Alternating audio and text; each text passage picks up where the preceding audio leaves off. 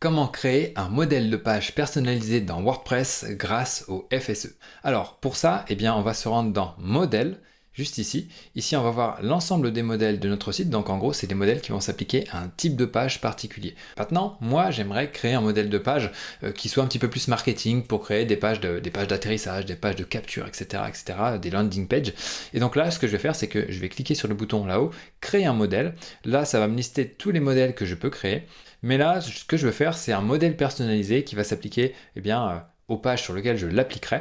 Et donc là, je vais cliquer donc ici. Je vais appeler ça marketing, parce que c'est des pages qui vont servir pour le marketing. Donc là, ça me le crée. Ça me propose ici d'intégrer directement une composition. Je vais l'utiliser parce qu'au final, c'est pas trop mal et ça va me faire gagner du temps parce que sinon, je partirais d'une page blanche. Je devrais tout créer de A à Z.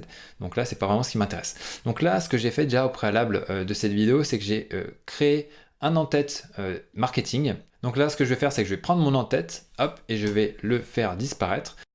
Et je vais le remplacer par l'en-tête que j'ai créé précédemment. Donc là, je vais faire ajouter avant. Tac. Et donc là, je vais rechercher mon en-tête minimaliste. Il va remonter, voilà, en-tête minimaliste. Tac. Il s'affiche. Donc vous voyez, il est vraiment très très simple. Et ici, je vais faire la même chose. Hop, salut, pied de page. Et je vais ajouter un nouveau pied de page juste en dessous. Mon pied de page minimaliste est ici. Donc là, bon, si je mets ça comme ça, on y voit un peu plus clair. Donc vous voyez, c'est vraiment très simple. Ici, j'ai juste le nom de mon site. Là, j'ai juste les informations importantes. Et là, ce que je vais faire maintenant, c'est que je peux simplifier encore plus ma page. Donc là, j'ai un groupe avec le titre ici et des espacements, une image. Par exemple, l'image, je peux la faire sauter.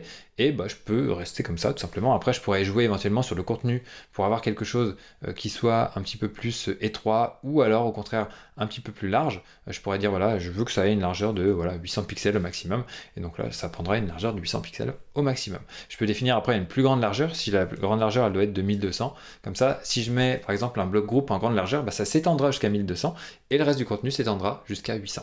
Donc là, vous voyez, c'est tout simple, c'est terminé. Donc là, je peux sortir d'ici, je peux aller voir une page.